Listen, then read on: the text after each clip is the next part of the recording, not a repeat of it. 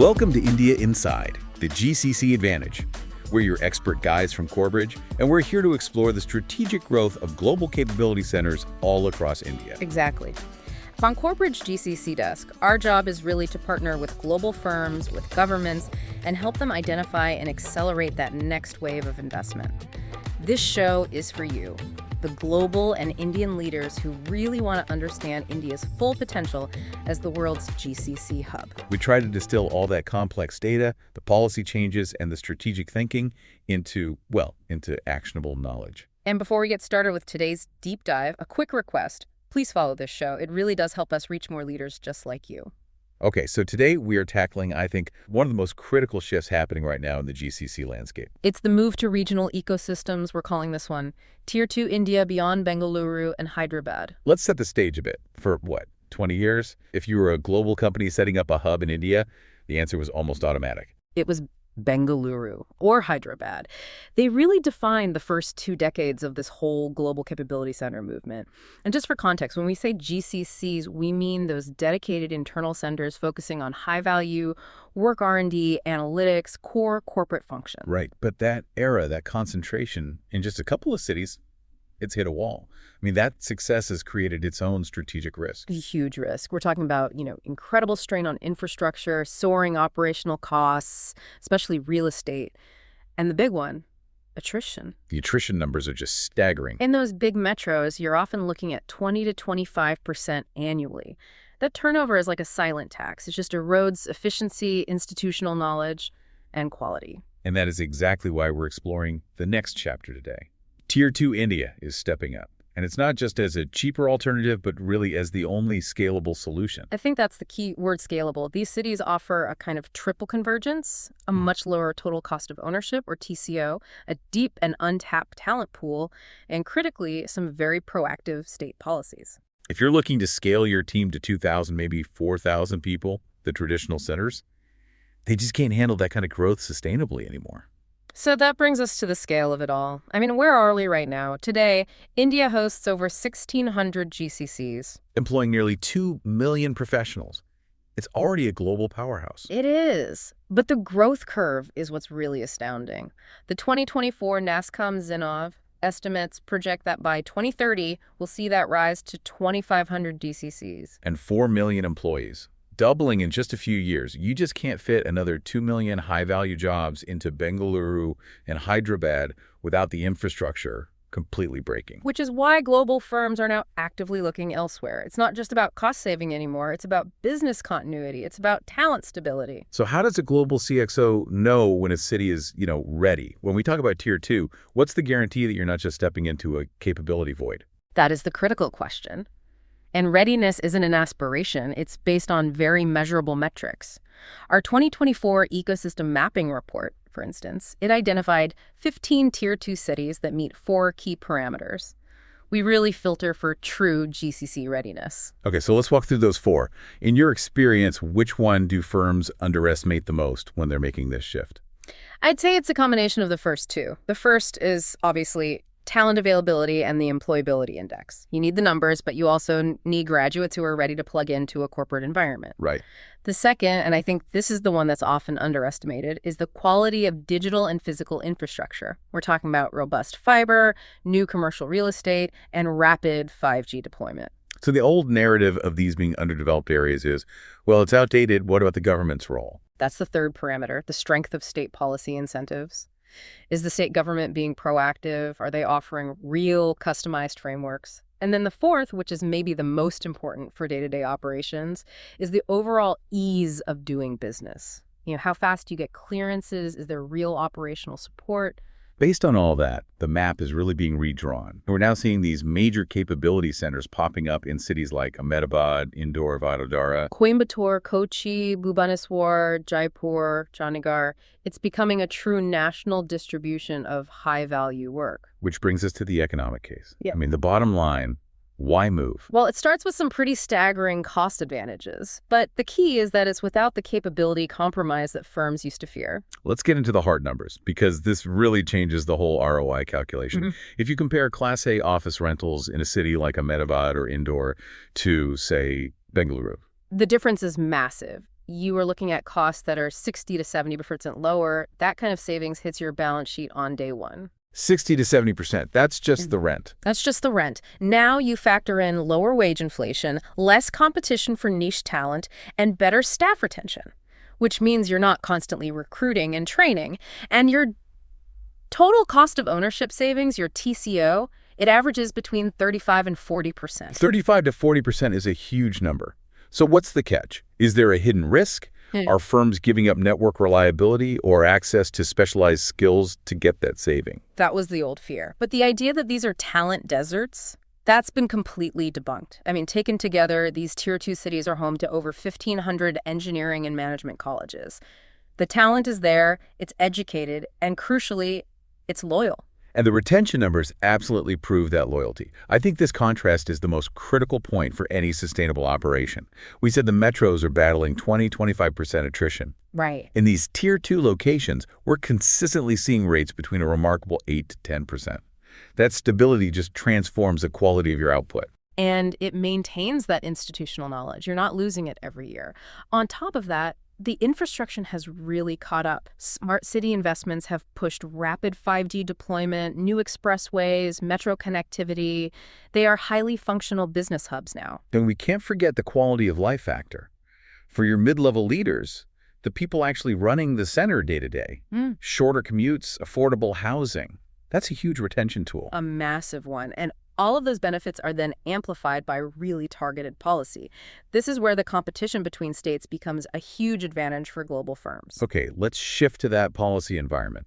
Because states are now aggressively competing with each other, aren't they? It's not passive anymore. Not at all. Look at Gujarat's GCC policy for 2025 to 2030.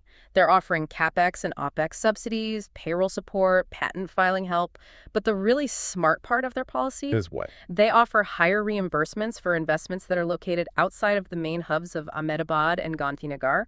They're actually helping the firm manage diversification. That's incredibly smart policy. It's actively guiding investment for more equitable development. And then you have the really aggressive approach from Madhya Pradesh. Oh, MP is basically de-risking the entire launch phase. Their 2024 policy for the Indore and Bhopal clusters offers payroll reimbursements up to 50% in the first year. 50%. 50%, plus internship grants and patent assistance. When a state government offers to cover half your salary bill for your first year, it completely changes the financial risk profile of opening a new center. This all sounds great in theory, but let's make it concrete. I think the story of Indore's rise as a GCC hub is the perfect proof point. It shows how policy and performance can come together. Absolutely. Please, lead the story. I think the context is so important here. Why Indore? Okay, so the story starts in 2021. There was this global healthcare analytics firm headquartered in Boston, and they were looking for their second hub in India. Their main goal was to scale their AI and data science work without inheriting all the cost and attrition problems they saw in Bengaluru and Hyderabad. So they were specifically hunting for a high-capability, high-stability location. What made Indore stand out? It was really three things coming together. First, they found this amazing pool of young, capable, English-speaking talent. The average age there is just 26.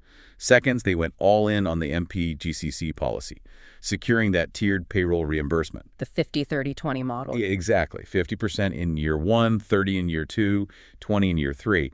That kind of predictable financial support was a huge green light for their CFO. And the third driver, because that shows it wasn't just about cost. It was about capability. Yeah. They built a direct partnership with IIT Indore.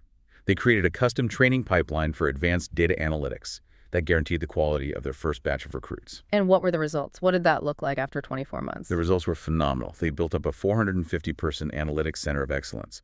And more importantly, they filed 2 patents for AI-driven predictive health diagnostics from the Indore Center. This was core R&D work. And what about those critical operational numbers, the stability? They achieved an incredibly low 9% attrition rate.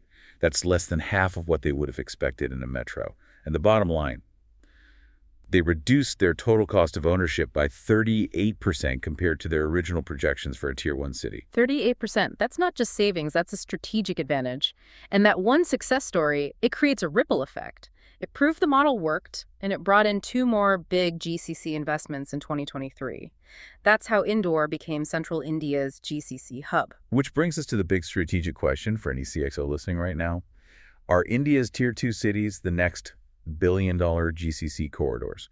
And I think the data shows we need to think about this in terms of emerging geographic corridors, not just single cities. Exactly. Let's break down where that focus is clustering. First, you have the Gujarat corridor. That's Ahmedabad, Vadodara, and Surat. It's really aligning with big sectors like BFSI, pharma, and manufacturing. And its proximity to GIFT City's fintech ecosystem has to be a massive draw. A huge draw.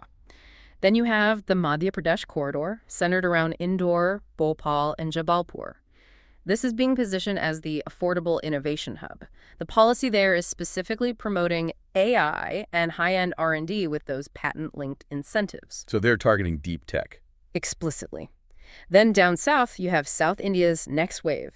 We're talking Coimbatore, Kochi, Madurai. These cities have incredible academic infrastructure, historically strong in areas like automotive design and engineering services. And we can't forget the untapped opportunities. Yeah. Places like Bhubaneswar and Jaipur, they're building out their ecosystems with new IT parks and startup incubators, which is perfect for companies looking for maximum geographic diversification. At the end of the day, the strategic impact of this whole shift is just.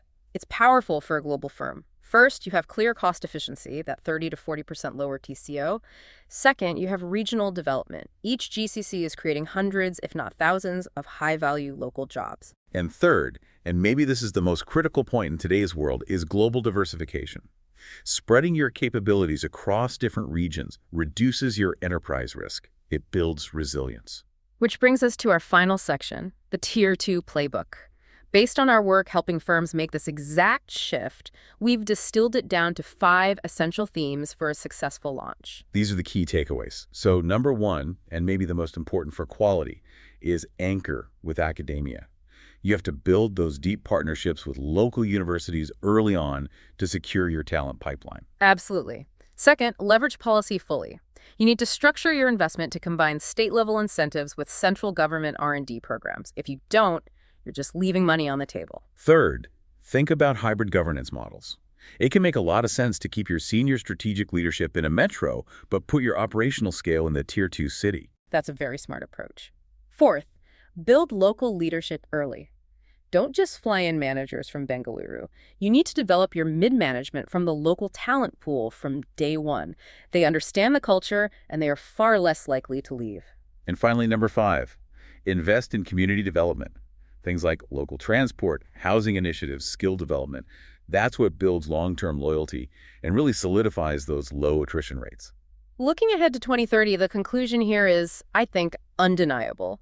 The question for global companies is no longer, why India? That question has been answered. The question now is, which part of India? And the best, most sustainable, and most resilient answers are being found in these incredible regional ecosystems. We absolutely invite you to connect with the CoreBridge GCC Desk for a much deeper engagement on this. We can help with proprietary ecosystem mapping, policy navigation, and designing that talent pipeline to make sure your Tier 2 investment is a success from the very beginning. And you can explore all our curated resources and policy insights right there in the description of this deep dive. We're here to help you bridge that global vision with flawless execution in India. It's all about shaping the next decade of global capability leadership from India, and it's being driven by the talent and efficiency of these emerging clusters. Before we sign off, one last reminder. Please follow this show. It truly helps. Next time, we're going to look at how generative AI is reshaping the mandates of specialized engineering GCCs, really transforming them from cost centers into core innovation engines for their parent companies. And as a final reminder, this discussion synthesizes a lot of data and reports. GCC policy details and incentive values are dynamic, they change. So please ensure you verify all the specifics on the official state government portals. Thank you for joining us for the deep dive.